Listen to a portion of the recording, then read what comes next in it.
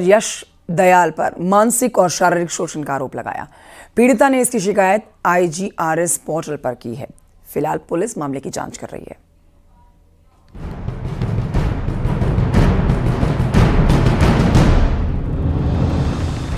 IPL में RCB के star गेंदबाज यश दयाल पर एक महिला ने बड़ा आरोप लगाया है।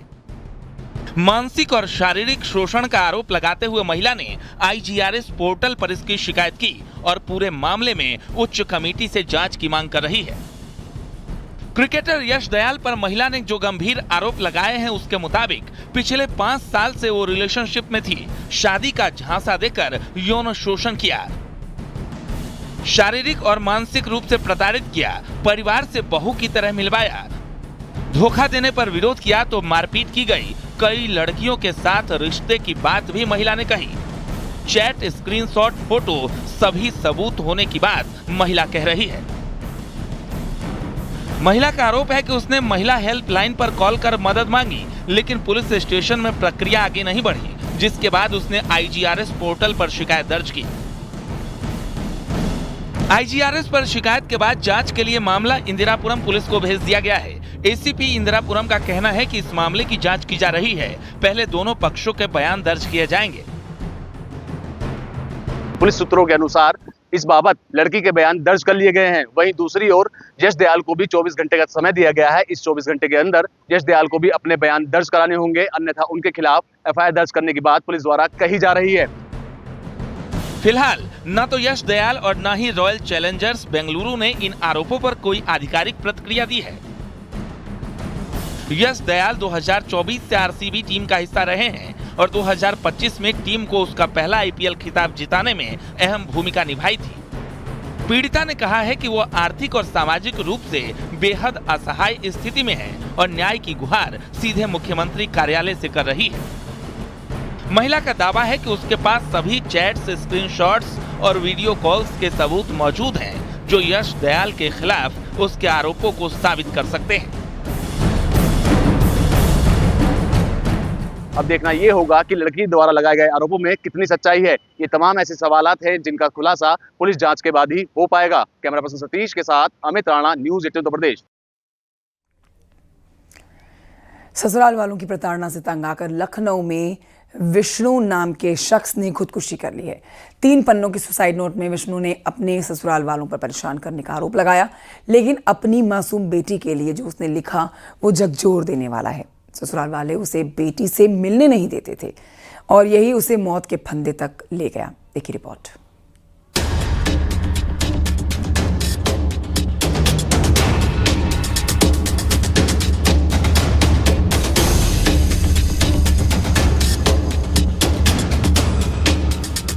लखनऊ के न्यू हैदराबाद में शनिवार को 30 साल के विष्णु कामता प्रसाद ने फांसी लगा ली। पुलिस को विष्णु का शव पंखे से लटका मिला। कमरे से 3 पन्नों का सुसाइड नोट बरामद हुआ, जिसमें उसने अपनी 3 साल की मासूम बेटी रिद्धिमा और मां से माफी मांगी है। सुसाइड नोट की आखिरी लाइन में बेटी के लिए लिखा, आई लव यू रिद्धिमा, पापा आपसे बहुत प्यार करते हैं और मरने के बाद भी करते रहेंगे।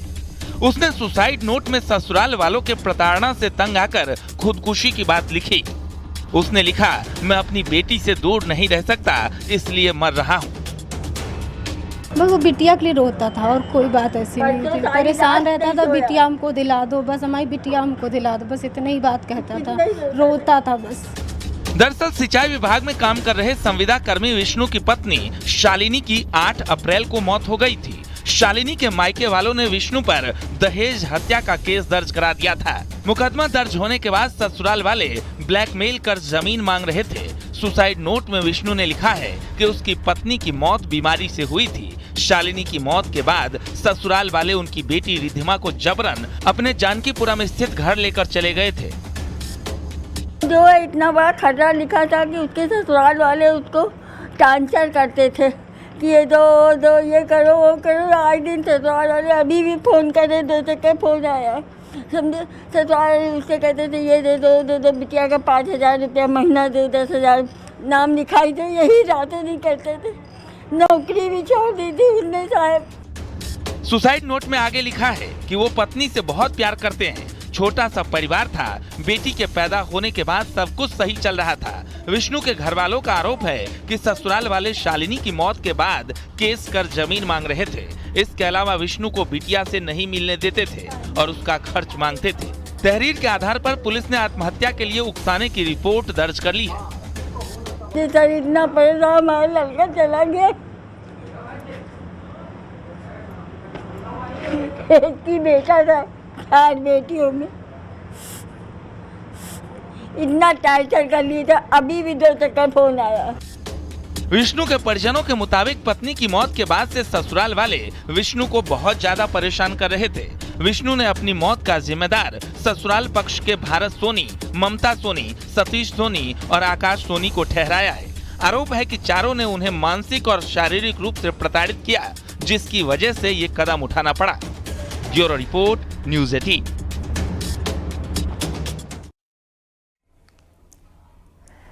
खबर प्रयागराज से, जहां पर एक वकील ने प्यार में नाकाम होने पर खुदकुशी कर ली।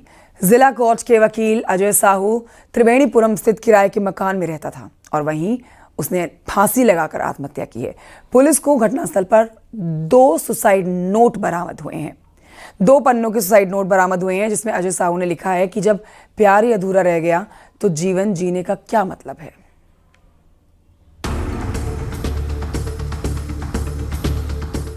प्रयागराज में वकीलों के आत्महत्या का मामला थम नहीं रहा है। अब प्रेम में नाकाम होने पर एक वकील ने खुदकुशी कर ली। अपने सुसाइड नोट में अधिवक्ता अजय साहू ने लिखा, मेरा 9 साल का प्यार अधूरा रह गया। I miss you Poonam, I hate you Poonam. तुम खुश रहना, मैं जा रहा हूँ। जब प्यार ही अधूरा रह गया तो जीवन जीने का क्या मतलब है। जिला कोर्ट में वकील अजय साहू के कमरे से 2 पन्नों का सुसाइड नोट बरामद हुआ है, जिसमें उन्होंने पूनम नाम की लड़की का जिक्र करते हुए नाकाम प्रेम की कहानी लिखी है। हालांकि पुलिस परिजनों से भी पूछताछ कर दूसरे एंगल पर भी जांच पड़ताल कर रही है। हड़िया के कुकुड़ा गांव के रहने वाले वकील अजय साहू त्रिवेणीपुरम में किराए के मकान में रहते थे। अजय साहू की 16 मई 2025 को शादी होनी थी। परिजनों ने किसी दूसरी लड़की से अरेंज मैरिज तय की थी, लेकिन 29 अप्रैल को ही अजय साहू ने शादी से इनकार कर दिया था और फिर उसकी शादी टूट गई। लेकिन अब प्यार में नाकामी के बाद आशंका है कि वो डिप्रेशन में चला गया था। 3 दिनों में प्रयागराज में 3 वकीलों के खुदकुशी के मामले सामने आए हैं।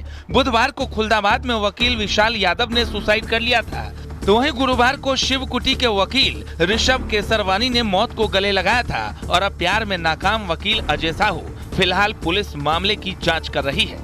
अजय साहू ने सुसाइड नोट में लिखा, पुलिस और मीडिया से आग्रह है, मेरी मौत के मामले में मेरे परिवार और नाते रिश्तेदारों सहित मित्रों को परेशान न करें। मैं अपनी मर्जी से आत्महत्या कर रहा हूं। मेरा 9 साल का प्यार अधूरा रह गया। प्रयागराज से ब्यूरो रिपोर्ट, न्यूज़ 18।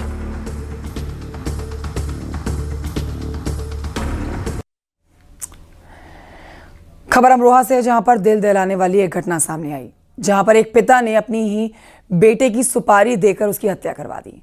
बेटे की शादीशुदा महिला से संबंधों से नाराज पिता ने 6 महीने तक साजिश रची और 1,70,000 रुपए देकर 2 बदमाशों से सुपारी किलर से बेटे की मौत करवा दी, हत्या करवा दी। पुलिस ने इस हत्याकांड का खुलासा करते हुए आरोपी पिता सतेंद्र सिंह और उसके दोस्त उमर और सुपारी लेकर हत्या करने वाले बदमाश जफर और रईस को भी गिरफ्तार किया है।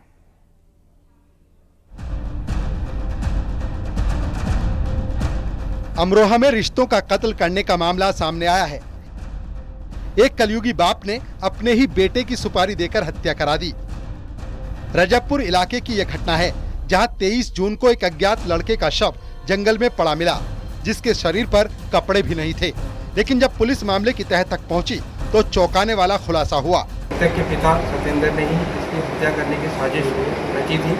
इसके साथ कुल 4 अभियुक्तों को गिरफ्तार किया गया है, जिनके अन्य नाम उमर, जलील और रईस है। सतेंद्र ने पूछताछ में बताया है कि इसका बेटा दीपक एक शादीशुदा महिला से प्रेम संबंध रखता था। पूर्व में इस महिला को भगाने के लिए इस पर मुकदमा भी पंजीकृत इसके महिला के पति ने कराया था। बाद में इनके बीच में समझौता हो गया था। शुरुआत में उसके पिता सतेंद्र ने अज्ञात पर हत्या का आरोप लगाया, लेकिन पुलिस की गहन जांच ने चौंकाने वाला सच उजागर कर दिया। दीपक करीब 2 साल पहले एक महिला को भगाकर अपने साथ ले गया था, जिसमें दीपक के खिलाफ मुकदमा दर्ज किया गया था। बाद में पंचायत ने महिला को वापस करा दिया था, लेकिन दीपक फिर से उस महिला को अपने घर लाने की जिद पर था। अपने पिता से उसका अक्सर विवाद होता था। वो संपत्ति में अपना हिस्सा भी मांग रहा था और उसी महिला को घर लाने का दबाव बना रहा था। पिता के समझाने के बावजूद भी वो मानने को तैयार नहीं था। इसी से नाराज होकर पिता सतेंद्र ने बेटे की हत्या की साजिश रची। सतेंद्र ने अपने दोस्त उमर के जरिए रईस और जरीफ नाम के 2 शूटरों से संपर्क किया और 1,70,000 रुपए में सौदा तय किया। 22 जून की शाम दीपक को बहाने से उमर के घर बुलाया गया, जहां उसे शराब पिलाई गई। रात करीब 10:30 बजे रईस और जरीफ उसे बाइक पर बैठाकर थाना रजबपुर क्षेत्र में नहर किनारे ले गए। पहले फावड़े से उस पर वार किया, फिर गोली मारकर उसकी हत्या कर दी गई। पहचान मिटाने के लिए उसके फावड़े से कपड़े भी उतार दिए गए। इस पूरे प्रकरण में मुखारिज करने के लिए सतेंद्र ने 1,70,000 रुपये देने की सुपारी दी थी। ये कुल 1,70,000 रुपये भी बरामद किया गया है। साथ ही इनके पास से घटना कारित करने के लिए तमंचा और फावड़ा और मृतक की मोटरसाइकिल भी इनके पास से बरामद की गई है। पुलिस ने हत्याकांड का खुलासा करते हुए मृतक के पिता समेत 4 लोगों को गिरफ्तार किया है।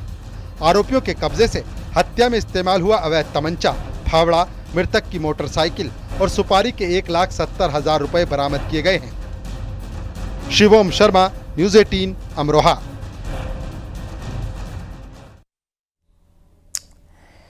यूपी में कांवड़ यात्रा शुरू होने से पहले एक बार फिर से सियासी पारा गर्म हो गया है। यात्रा मार्ग पर खुले में मांस की बिक्री पर रोक और दुकानों पर नेम प्लेट लगाने के निर्देश जारी कर दिए गए हैं, जिससे एक नया विवाद खड़ा हो गया है। समाजवादी पार्टी ने बीजेपी पर निशाना साधा तो बीजेपी ने इसे धार्मिक सद्भाव का उदाहरण बताया।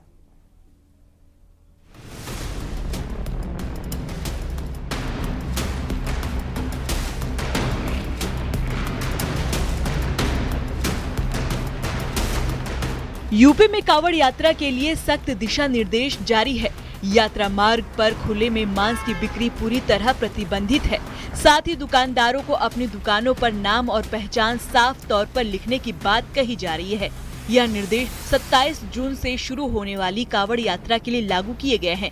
इस फैसले पर समाजवादी पार्टी ने तीखी प्रतिक्रिया दी है और कहा है कि यह फैसला सामाजिक सद्भाव को नुकसान पहुंचा सकता है। क्यों वो नेम प्लेट की बात कर रही है, दुकानों पे नाम लिखवाने की बात कर रही है?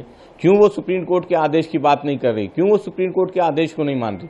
तो सवाल ये है कि Bharatiya Janata party vote bank की राजनीति के लिए इस मुद्दे पे चर्चा चाहती है, लेकिन चर्चा वो बंटवारे की चाहती है। लेकिन इस देश का हिंदू, मुसलमान, सिख, ईसाई वो समझदार है, वो बंटने वाला नहीं है। दूसरी ओर उप मुख्यमंत्री केशव प्रसाद मौर्य ने कहा कि पिछले 9 सालों में यूपी दंगा मुक्त हो चुका है। होली और ईद एक ही दिन मनाए गए। कांवड़ यात्रा और मुहर्रम भी साथ साथ शांतिपूर्ण ढंग से हुए हैं और एक भी दंगा नहीं होना। अनेक त्योहार एक ही दिन, होली भी एक दिन पड़ी, ईद भी एक दिन पड़ी। बहुत बार हमारा कांवड़ यात्रा भी चलती रही और मुहर्रम भी चलता रहा। अनेक हिंदू मुस्लिम के त्यौहार एक साथ होते रहे हैं और उत्तर प्रदेश अब दंगा मुक्त प्रदेश है। और कहीं कोई शरारती तत्व, कोई राजनीतिक स्वार्थी तत्व अगर कहीं माहौल खराब करने की कोशिश करेंगे तो कानून के खिलाफ कड़ी कार्रवाई। कांवड़ यात्रा मार्ग पर सुरक्षा के कड़े इंतजाम किए गए हैं। सीसीटीवी, ड्रोन और अतिरिक्त पुलिस बल तैनात किए जाएंगे। सरकार ने साफ कहा है कि शारीरिक तत्वों पर कड़ी कार्रवाई होगी। दुकानदारों से कहा गया है कि वे अपने दुकानों पर मेन्यू और रेट लिस्ट भी प्रदर्शित करें ताकि कांवड़ियों के साथ किसी तरह का विवाद न हो। लेकिन नेम प्लेट और मांस बिक्री पर रोक का मुद्दा सियासी रंग ले चुका है। Bureau report, news 18।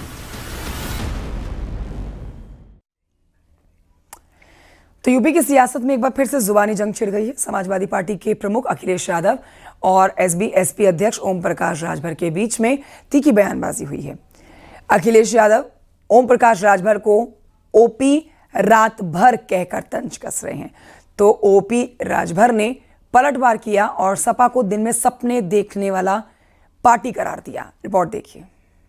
OP Rajbhar वो अपना दल बदलने के मूड में होंगे, गठबंधन बदलने के मूड में होंगे। जब 9 बार वो दल बदले तब वो क्या बयान दिए?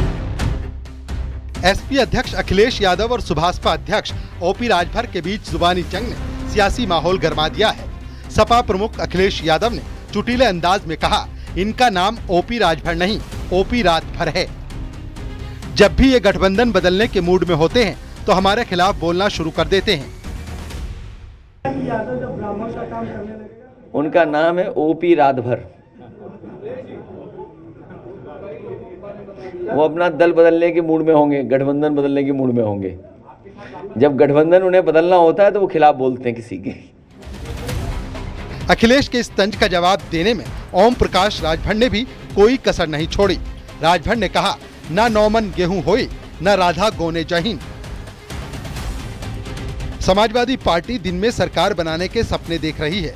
उन्होंने दावा किया कि जब वे सपा के साथ थे तब अखिलेश यादव ने खुद कहा था कि ओपी राजभर सत्ता का दरवाजा हैं और जिस तरफ दरवाजा खोलते हैं उसी की सरकार बनती है।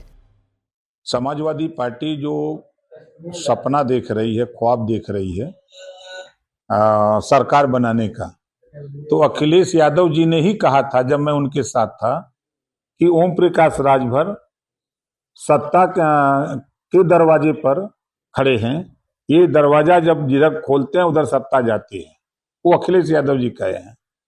अब उनको पता हो गया कि पीडीए जो असली पीडीए है, भाई संजय निषाद जी, अनुप्रिया पटेल जी, जयंत चौधरी जी, ओम प्रकाश राजभर, ये सारे असली पीडीए तो एनडीए में चले गए। अब जो नकली पीडीए बताते हैं, ये जंग कोई नई नहीं है। 2017 में सपा और सुभाषपा का गठबंधन टूटने के बाद से दोनों नेताओं के बीच तल्खी बनी हुई है। राजभर का कहना है कि अखिलेश यूज एंड थ्रो की राजनीति करते हैं और उन्हें भी इस्तेमाल कर छोड़ दिया गया। दूसरी ओर अखिलेश ने राजभर पर पलटवार करते हुए कहा कि वो घबराए हुए लोग हैं। असली पीडीए कौन है ये जनता तय करेगी। पीडीए समाजवादियों ने बनाया है, इसलिए घबराए हुए पीडीए से वो लोग। ये बयानबाजी यूपी की सियासत में नया रंग भर रही है। राजभर ने हाल ही में अखिलेश पर तंज कसते हुए कहा कि वो 2027 के विधानसभा चुनाव में किसी मुस्लिम नेता को सीएम उम्मीदवार घोषित करें। जवाब में अखिलेश ने राजभर को अवसरवादी करार दिया और कहा कि उनकी सियासत रातों रात गठबंधन बदलने तक सीमित है। सियासी गलियारों में चर्चा है कि ये जंग 2027 के चुनाव से पहले दोनों नेताओं के लिए वोट बैंक को मजबूत करने की कवायद है। Bureau report, news 18।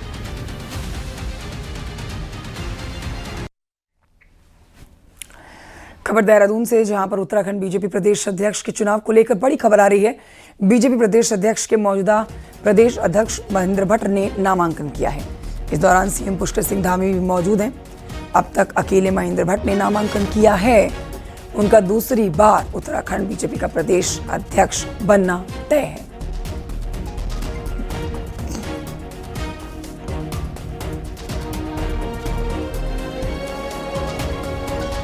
के अध्यक्ष बनने के बाद हमने सभी चुनावों में हमको विजयश्री मिली है। संगठन का हमारा विस्तार हुआ है और एक सामान्य कार्यकर्ता से लेकर उनका एक लंबा राजनीतिक सफर है और उसमें सभी को साथ में लेकर संगठन की गति देने में संगठन शिल्पी के रूप उनका बहुत बड़ा योगदान है। और इसी नाते आज उनके नामांकन पत्र को हम सब लोगों, मैंने और हमारे सभी सांसदगणों ने, अजय टुमका जी भी, माननीय मंत्री जी भी यहाँ पर हैं, अन्य हमारे सांसदगण भी हैं, पार्टी के हमारे पूर्व मुख्यमंत्रीगण हैं, सभी ने आज यहाँ पर नामांकन पत्र दाखिल किए हैं। उनकी जांच हो और संभवतः कल रिजल्ट आए। बीजेपी ने विधानसभा चुनावों से पहले सपा के पीडीए की काट का एक बड़ा दांव निकाला। विधानसभा चुनावों से पहले पंचायत चुनावों में सभी दल जोर आजमाइश करेंगे। बीजेपी ने पंचायत चुनावों से ही सपा के सबसे बड़े वोट बैंक मुस्लिम वोट बैंक में सेंधमारी करने की तैयारी कर ली है।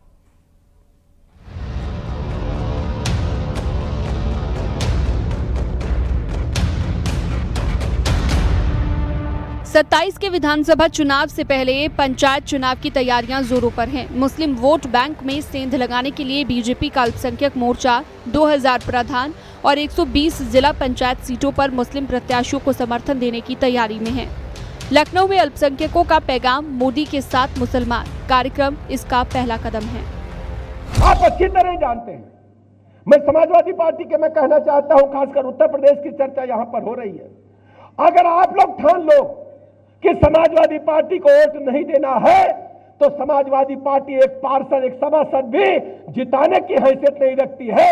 समाजवादी पार्टी 2 टके की पार्टी रह जाएगी। दरअसल बीजेपी इस बात को जानती है कि पंचायत चुनावों में कई ग्राम सभाएं और जिला पंचायत की सीटें ऐसी हैं जहां पर बिना मुस्लिमों के चुनाव जीतना आसान नहीं है।